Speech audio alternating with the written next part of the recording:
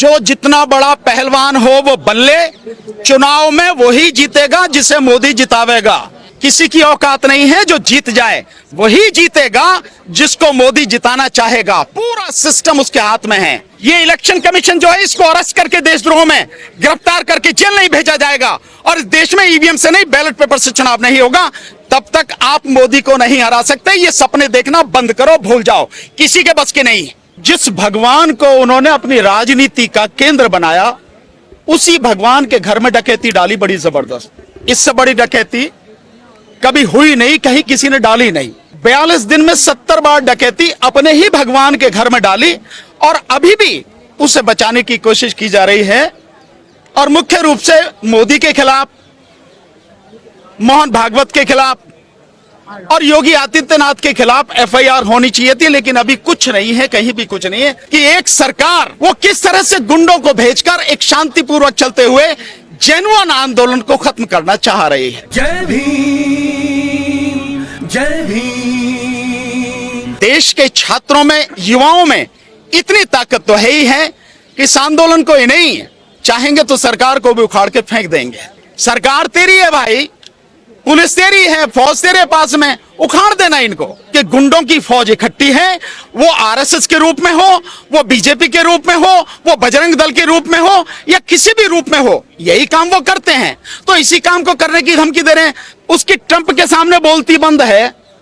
मोदी इस देश में गुलामों का गुलाम है। धर्मेंद्र प्रधान का इस्तीफा मांगना ये कोई इस आंदोलन का मुद्दा नहीं होना चाहिए। मुद्दा असली होना चाहिए देश के प्रधानमंत्री का और गृह मंत्री का इस्तीफा मांगना, उनको बल्कि सत्ता से हटाने का ये आंदोलन ये होना चाहिए। क्योंकि ये धर्मेंद्र प्रधान जैसे लोग हैं, की औकात क्या है? कुछ नहीं।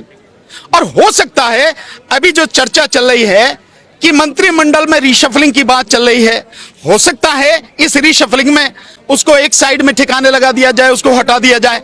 तो क्या आपका आंदोलन, ये जो आंदोलन है, ये आंदोलन खत्म हो जाएगा या इसके बाद में क्या स्थिति रहेगी, क्या रणनीति रहेगी? क्यों? क्योंकि जिस समस्या को लेकर हम लड़ रहे हैं, उस समस्या का अभी दूर दूर तक कहीं समाधान किसी को भी नजर नहीं आ रहा है। समस्या ज्यों की त्यों है। अगर 10 साल में 90 से ज्यादा पेपर लीक हो जा रहे हैं और इस आंदोलन के चलते हुए नीट के एग्जाम के बाद महाराष्ट्र में टीटी का एग्जाम वो भी लीक हुआ है, वो कैंसिल हुआ है। तो समस्या कितनी गंभीर है आप इसको समझ सकते हैं। हर व्यक्ति को इसे समझने की जरूरत है। लड़ाई लंबी है, लेकिन लड़ाई अगर तरीके से लड़ी जाएगी, ईमानदारी से लड़ी जाएगी, तो मैं समझता हूं देश के छात्रों में, युवाओं में इतनी ताकत तो है ही है कि इस आंदोलन को ही नहीं, चाहेंगे तो सरकार को भी उखाड़ के फेंक देंगे। बट अध्यक्ष जो है, जो इतने लोग यहाँ पे आंदोलन कर रहे हैं, उनको उखाड़ने की बात कर रहे हैं, उनको कुचलने की बात कर रहे हैं, तो भाई उसको मना किसने किया? सरकार तेरी है भाई, पुलिस तेरी है, फौज तेरे पास में, उखाड़ देना इनको। काहे को इन्हें लगा के टैंक रखे बैठा है? यहां से उखाड़ा भी तो था पहले। जो महिला पहलवान थे उनको उठा के फेंका था, नहीं फेंका था? अब अगर यही स्थिति है तो फेंक दे, कह का ही गुरा है। ये जो कह रहे हैं, ये लोगों को उकसाने की कार्रवाई कर रहे हैं कि आप किसी तरह से उकसावे में आ जाएं, आप भड़क जाएं, कोई गलत कदम उठा दें, कोई इल्लीगल कदम उठा दें और उसका लाभ लेकर इस आंदोलन को खत्म कर दें। ये इस तरह की कार्रवाई। कार्यकर्ता है वो इनका इलाज करेंगे। नहीं भाई, उनका तो काम ही ये है। बीजेपी और क्या कर सकती है? आप देख रहे हैं कि महुआ मोइत्रा, उनको घेर कर अगर उन पर अंडे फेंके जाते हैं, उनको मारने का प्रयास किया जाता है, तो गुंडे इससे ज्यादा और क्या काम करेंगे भाई? सो वो जो कह रहे हैं कि हमारे वो काम करेंगे, इसका मतलब साफ है कि गुंडों की फौज इकट्ठी है। वो आरएसएस के रूप में हो, वो बीजेपी के रूप में हो, वो बजरंग दल के रूप में हो या किसी भी रूप में हो, यही काम वो करते हैं। तो इसी काम को करने की धमकी दे रहे हैं।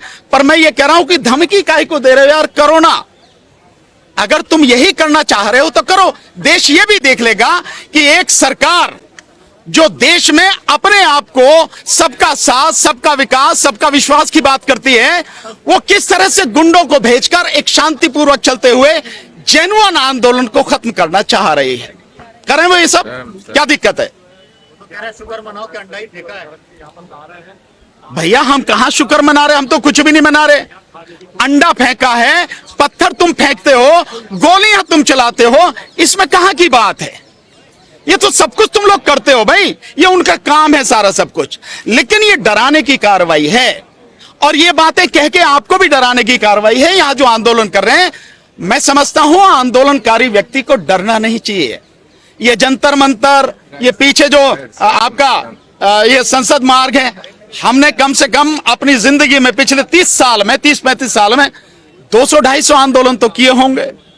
ईवीएम के आंदोलन मैंने ही यहां से जो है कम से कम 5 बार किए हैं, राष्ट्रपति को ज्ञापन दिया है, लगातार आंदोलन किए हैं। तो इनसे घबराता कौन है, डरता कौन है? डरना चाहिए नहीं, लड़ना है। अगर मैदान में उतर गए हैं तो पूरी मजबूती के साथ, पूरे साहस के साथ, चाहे जो भी हो, लड़ना है। फिर पीछे नहीं हटना। देश को इतने मजबूत प्रधानमंत्री मिले हैं, शेर जैसे, तो विरोध करना है, वो क्या है? उसकी ट्रंप के सामने बोलती बंद है। मोदी इस देश में गुलामों का गुलाम है। कैसे? एप्स्टीन फाइल किसके हाथ में है? ट्रंप के हाथ में। और ट्रंप किसका गुलाम है? नेतन्याहू का गुलाम। तो नेतन्याहू का इजराइल का गुलाम ट्रंप, और इस गुलाम का ये गुलाम है मोदी। तुम कह रहे हो बहुत बहादुर है। अबे बहादुर कहां है ये? बहादुर होता तो जवाब देता चीन को, बहादुर होता तो जवाब देता ट्रंप को, और बहादुर होता और अच्छा होता तो देश में, दुनिया में नरसंहार करने वाले इजराइल का साथ नहीं देता, जिसने 20,000 बच्चों की हत्या कर दी, 70,000 से ज्यादा लोगों को गाजा में कत्ल कर दिया, उनका साथ नहीं देता ये। सोनम वांगचुक जी ने अभी कहा है कि हमारी कोई सरकार से इतनी बड़ी लड़ाई नहीं, हम सरकार बदलने नहीं आए, वो अपना काम ठीक करे, हम खुश हो जाएंगे। नहीं, ये देखिए, ये सोनम वांगचुक जी या इनकी जो टीम है जो आंदोलन कर रही है, उनका अपना आउटलुक है। वो क्या उद्देश्य लेके चल रहे हैं, मैं तो पहले ही कह रहा हूं कि जो नजर आ रहा है वो उद्देश्य ये है कि धर्मेंद्र प्रधान जो है वो इस्तीफा दे दे। अब बात यही है, हर कोई यही सवाल पूछना चाह रहा है कि धर्मेंद्र प्रधान अगर इस्तीफा देता है, या यूं कहो कि जो कैबिनेट की रीशफलिंग की बात हो रही है उसमें उसे हटा दिया जाता है, उसके बाद क्या है? आंदोलन।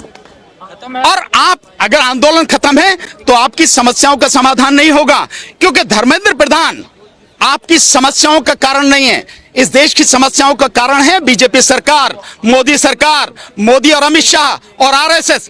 इस देश की तमाम समस्याओं की जड़ है ये। इनको उखाड़ के फेंकना, ये लक्ष्य होना चाहिए, ये उद्देश्य होना चाहिए। देखिए, जहां तक चुनाव में देखिए जवाब देने वाली बात है, मैं आपको बताए दे रहा हूं, जो जितना बड़ा पहलवान हो वो बन ले, चुनाव में वही जीतेगा जिसे मोदी जितावेगा।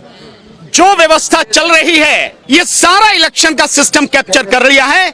किसी की औकात नहीं है जो जीत जाए, वही जीतेगा जिसको मोदी जिताना चाहेगा। पूरा सिस्टम उसके हाथ में है, ईवीएम उसके हाथ में, एसआईआर उसके हाथ में। वोटें काट दी, 6,83,00,000 वोटें काट दी, और वोटें काटने के बाद क्या हो रहा है? नागरिकता जारी है।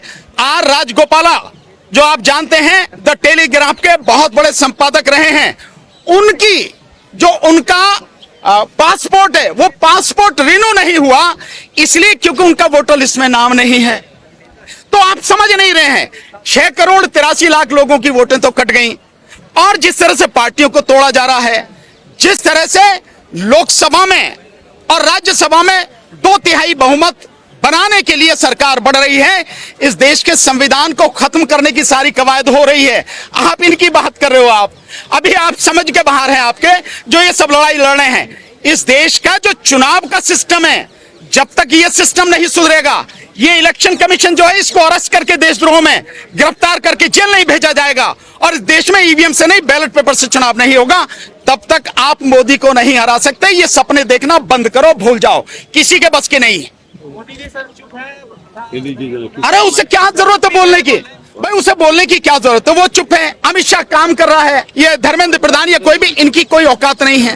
ये आपको भड़काने की कोशिश करें, इनसे कोई फर्क नहीं पड़ता है। जो आपने देखा यहाँ पे, क्या कहेंगे लोग, मैसेज क्या देंगे? नहीं, मैं देखिए जो देख रहा हूं, जो मैंने देखा है, लोगों की, विशेषकर यूथ की बहुत ज्यादा जरूरत है। मैं जहां तक मैं समझ रहा हूं, देखिए एक हफ्ते में कॉकरोच जनता पार्टी के 2,22,00,000 फॉलोअर हो गए इंस्टाग्राम पर, और जिस पिटीशन को साइन किया उसमें भी 8 लाख लोगों ने साइन किया। लेकिन यहां पर जो उनकी उपस्थिति होनी चाहिए, वो उपस्थिति अभी नहीं है। कारण क्या है मैं नहीं जानता, लेकिन वो उपस्थिति यहां होनी चाहिए, उससे ज्यादा उपस्थिति होनी चाहिए। न केवल यूथ की, बल्कि उनके जो पेरेंट्स हैं, हालांकि आ रहे हैं लोग, पर और भी बड़ी मात्रा में लोगों के आने की जरूरत है। और मैं मानता हूं कि जो कार्यकारिणी है, यहाँ के जो साथी हैं, उनको भिन्न भिन्न पार्टियां जो हैं, भिन्न भिन्न संगठन जो हैं, उन सबको जोड़कर एक बड़ा आंदोलन करने की जरूरत है। वकील साहब एक सवाल, विपक्ष नहीं साथ में रहना चाहिए इन लोगों के साथ? नहीं, रिस्क तो है, बिल्कुल है, क्योंकि मोदी जैसे लोगों के लिए लोग उनकी आंखों के सामने मर जाएं, उन्हें कोई फर्क नहीं पड़ता। ये हम सब लोग इन सारी चीजों को देख सकते हैं। भाई उस आदमी से क्या उम्मीद कर रहे हो आप, जो गाजा में 70,000 लोगों की नृशंस हत्या करने वाले नेतन्याहू का साथ दे रहे हैं, उससे गले मिल रहा, उसे जाके कह रहा पूरी सपोर्ट करेगा भारत। और अब जो खमनेई साहब का जनाजा जो कल से उसकी जो शुरू होगी, उन्होंने, राष्ट्रपति ने, पेजेस्किया ने खुद निमंत्रण भेजा, लेकिन मोदी नहीं जा रहा, बहाने कर रहा, कहीं और जा रहा है। तो ऐसे व्यक्ति से आपको टकराना पड़ रहा। तो ये जो सारी चीजें हो रही हैं, ये बहुत दुखद हैं। सबसे मिला के रखना पड़ेगा। सबसे मिला के नहीं, बात ये देखिए, सबसे मिला के भी, एक मिनट, विदेश मंत्री आप समझिए पहले हमारी प्रायोरिटी क्या है, या किसी भी व्यक्ति की प्रायोरिटी क्या होती है। ईरान हमारा सदियों पुराना दोस्त रहा है। इस दुनिया में जब कल्चर थी, 3 ही कल्चर थी, सिंधु सभ्यता थी, मिस्र की सभ्यता थी, और ये फारस की ईरान की सभ्यता थी। तब से हमारे बहुत पुराने संबंध है, और आधुनिक समय में ईरान ने हमारा हर समय साथ दिया। जब सारे इस्लामिक देश हमारे खिलाफ हो गए, उस समय ईरान ने साथ दिया हमारा। अभी भी ईरान चाहता है कि हम अपने पुराने रिश्तों को बनाएं। तो क्या जाना नहीं चाहिए? क्या हमें उन रिश्तों को बनाना नहीं चाहिए? हमारी प्राथमिकता यही होनी चाहिए, जो हमारे मित्र हैं हमें उनसे संबंध और प्रगाढ़ करने चाहिए। ये ईरान हमें 30% कम पर तेल दे रहा था, लेकिन आज हम इससे नहीं, ट्रंप की गुलामी करते हुए हम वेनेजुएला से और हम अमेरिका से तेल खरीद रहे हैं। क्या ये देश के हित में है? क्या आपके हित में है? ये सारी चीजें, इन सारी चीजों को भी देखना पड़ेगा, और देख समझ के हमें फैसला लेना चाहिए। इथेनॉल ला रहा है ना सर, तो डलवाओ आप इथेनॉल। इथेनॉल जो ला रहा है, वो इथेनॉल गडकरी ला रहा अपने लड़कों की बेहतरी के लिए, उनको मालामाल करने के लिए। पर ये सवाल यहाँ पूछने का नहीं है, यहाँ जो आंदोलन से संबंधित सवाल है उसे पूछो भाई। वकील साहब, क्या विचारों की लड़ाई बची है या अधिकारों की लड़ाई? दोनों तरह की लड़ाई है, विचारों की भी और अधिकारों की भी, और ये लड़ाई सड़क की लड़ाई है। अगर आपकी कोई विचारधारा नहीं है तो लड़ाई आप लंबी नहीं लड़ सकते। इसलिए लंबी लड़ाई जो होती है, असली लड़ाई होती है, वो वैचारिक लड़ाई होती है। उन्हीं विचारों पर चलकर आप लड़ते हैं। देखिए, इनकी लड़ाई जिस सरकार से है, वो सरकार बहुत ही बेरहम और बेदर्द सरकार है। आप इसका अंदाजा इस तरह से लगा सकते हैं, जिनसे आपकी लड़ाई है, जिस भगवान को उन्होंने अपनी राजनीति का केंद्र बनाया, उसी भगवान के घर में डकैती डाली, बड़ी जबरदस्त। इससे बड़ी डकैती कभी हुई नहीं, कहीं किसी ने डाली नहीं। मतलब जिस गजनबी को कहा जाता है, उसे भी मात कर दिया। 42 दिन में 70 बार डकैती अपने ही भगवान के घर में डाली, और अभी भी उसे बचाने की कोशिश की जा रही है। और मुख्य रूप से मोदी के खिलाफ, मोहन भागवत के खिलाफ और योगी आदित्यनाथ के खिलाफ FIR होनी चाहिए थी, लेकिन अभी कुछ नहीं है, कहीं भी कुछ नहीं है। तो आपका मुकाबला, इन लोगों का मुकाबला उस सरकार से है। तो लड़ाई आपकी कठिन है, बेरहम और बेदर्द सरकार से आपकी लड़ाई है। इसीलिए वो सारी बातें जो भी है इनके विषय में नहीं पूछ रहे हैं। और जो 750 किसानों के शहीद होने के बाद देंगे, मैदान में आओगे तब सबक सिखाओगे ना। और ये जो लोग कह रहे हैं ये कीड़े मकोड़े हैं, किसकी बात करो? बीजेपी अध्यक्ष की है क्या वो? उसे मोदी ने लाके बिठा दिया, बना दिया अध्यक्ष। उसकी अपनी हैसियत क्या है, औकात क्या है उसकी? तो ये सब कीड़े मकोड़े हैं, मक्खी मच्छर हैं, ये प्रधान वगैरह, इन सब से बात नहीं। बात ये है कि असली जो है, जिनसे लड़ाई है, वो है मोदी, वो है अमित शाह, और वो है RSS। इनसे है लड़ाई आपकी। तो ये बाकी जो लोग कह रहे हैं, इनकी बातों पे ध्यान देने की जरूरत नहीं है। ये सिर्फ उकसावे के लिए आप ये सारी चीजें कह रहे हैं। आपको इनके उकसावे में नहीं आना, इनकी बातों पे ध्यान नहीं देना, इनको पूरी तरह से इग्नोर करना है। भाई मैं जंतर मंतर इसलिए आया हूं कि देश में एक बहुत ही महत्वपूर्ण मुद्दे को लेकर आंदोलन हो रहा है, और आज 14 दिन हो गए हैं उस आंदोलन को होते हुए, और ये छात्रों का आंदोलन है। आप कह सकते हैं कि इस देश के भविष्य का आंदोलन है। और इस आंदोलन में जगह जगह से लोग आ रहे हैं, अपना सपोर्ट कर रहे हैं, अपना समर्थन कर रहे हैं। तो मैं भी ये सारी चीजें यहां देखने आया हूं कि आखिर ये सब कुछ है क्या। आंदोलन वाकई में कितनी ईमानदारी से लड़ा जा रहा है, क्या इस आंदोलन के पीछे कोई और है, चाबी कहीं और है, या वाकई में यह आंदोलन इस देश के छात्रों का ईमानदार आंदोलन है। क्योंकि यह देश पहले भी धोखा खा चुका है। आप जानते हैं अन्ना हजारे जो बीजेपी का आदमी था, आरएसएस का आदमी था, उसने किस तरह से देश के लोगों को मूर्ख बनाया, और उसके बाद जो कुछ हुआ इस देश ने देखा है। तो मैं समझता हूं लोगों को बहुत धैर्य से वॉच करना चाहिए, सारी चीजों को देखना चाहिए। अगर सब कुछ चीजें ईमानदारी से हो रही हैं, वाकई में लड़ाई एक बड़े बदलाव के लिए है, तो इस आंदोलन को लोगों को सपोर्ट करना चाहिए। पूरे देश के अंदर जहां कहीं भी बहुजन समाज पर एट्रोसिटीज होती है, उस एट्रोसिटीज पर अगर वो व्यक्ति, वो परिवार मेरे पास तक पहुंच जाता है, जिन केसेज में मेरे फोन के जाने के बाद एक्शन हुआ, उस पर रेप केस तक है, कुल्हाड़ी से काटे हुए हमारे समाज के, बहुजन समाज के लोगों को काटा गया, उन पर कार्रवाई कराने का काम किया। ऐसे सैकड़ों मनुवादियों को जेल भिजवा चुका हूं जो मेरे समाज पे, मेरी बहन बेटियों पर अत्याचार करते हैं। मेरे फिल्म प्रोडक्शन हाउस के अंदर अगर कोई आदमी इलेक्ट्रॉनिक मीडिया के अंदर जाना चाहता है या फिल्म लाइन में जाना चाहता है, उसको फ्री ऑफ कॉस्ट ट्रेनिंग में दे रहा हूं और देता रहूंगा। धर्म पढ़ाएंगे आपको, रामायण, महाभारत, गीता, बाइबल और कुरान। दोस्तों, आपको पढ़ना होगा भारत का संविधान। 1984 में काशीराम साहब को ज्वाइन किया मैंने। जय भीम, जय भीम। और उस टाइम में 9th क्लास में पढ़ता था। उनके उस रास्ते पे काम करता हूँ। सामाजिक आंदोलन चलते रहना चाहिए, राजनीतिक आंदोलन चले या ना चले।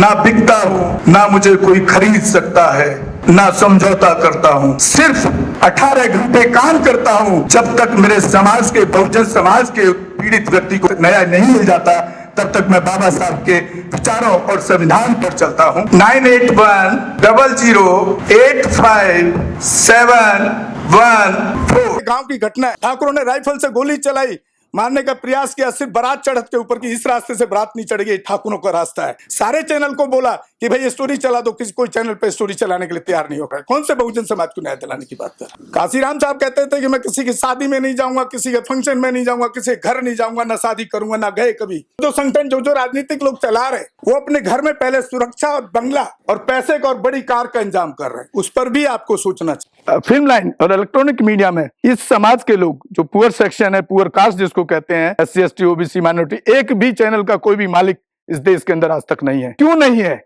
हमारा चैनल लाइक, शेयर, सब्सक्राइब देखना मत भूलिएगा। इसी के साथ आप लोगों से विदा लेता हूँ। जय भीम, जय भारत, जय संविधान, नमो बुद्धाय।